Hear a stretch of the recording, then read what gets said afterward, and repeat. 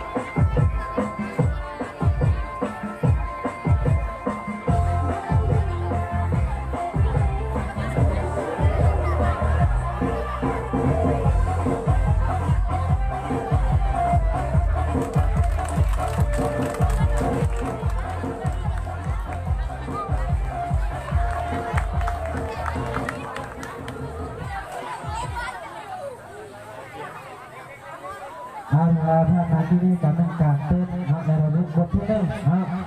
ถ้าจะเป็นอยู่ในรายการที่สองนี่การเป็นการเต้นคือกันเนาะเป็นการเต้นระดับบทที่สองขอเชิญนะครับเข้าไปเลยเข้ามาทางกลางที่เลยไปก็เกี่ยวกับเพลงอาจารย์ได้เอาเพลงเพื่ออาจารย์ได้เอาเพลงมา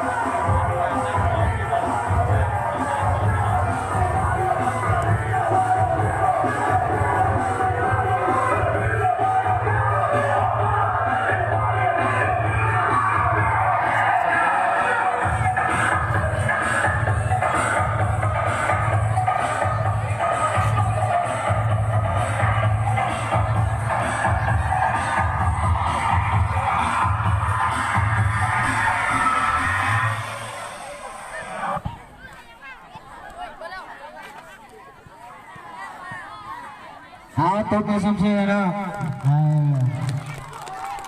สัตว์วันนี้อยู่ในบทที่3ได้เป็นการฟ้อนเนาะหรือว่าบทฟ้อนเนาะเพื่อให้เชิญประกาศแค่ประห้านาทีสุดบทสุดท้ายนะเป็นบทฟ้อนประจำโรงเรียนของมส.จอมทองของพวกเราเนาะยิ้มแน่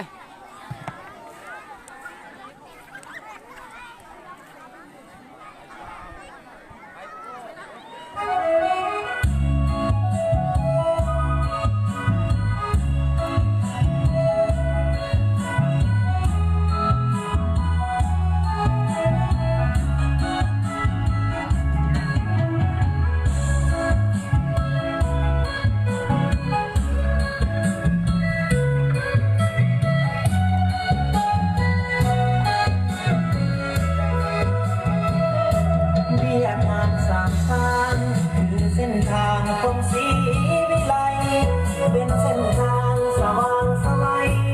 ในบ้านเยาว์ใหม่สุขความเจริญ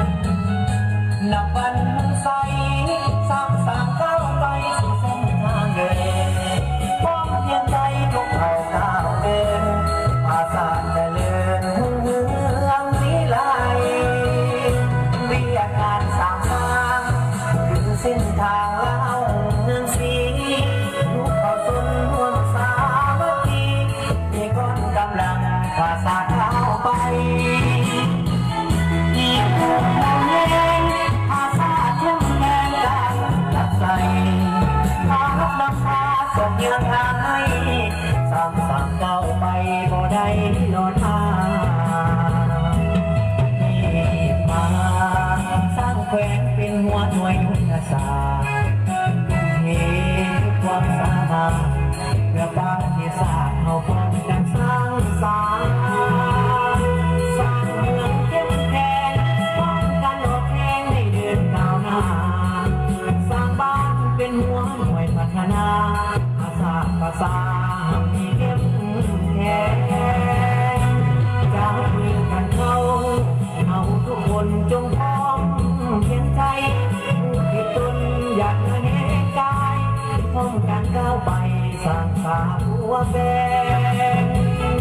บิดหูบิดหน้าพ้องความลำบากเขาต้องห่วงแหง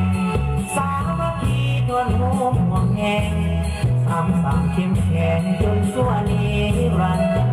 ดร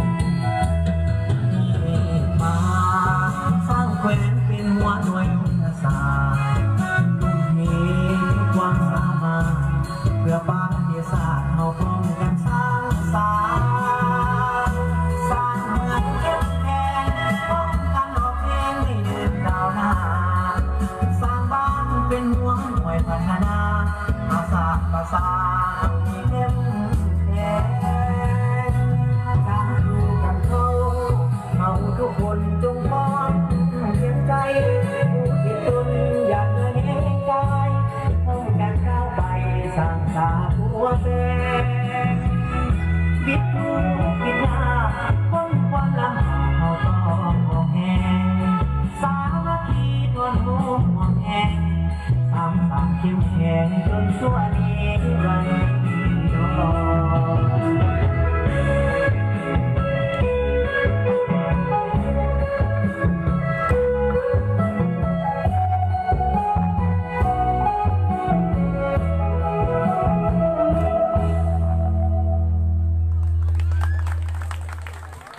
เชิญศิลปะของจบไปแล้วเนาะ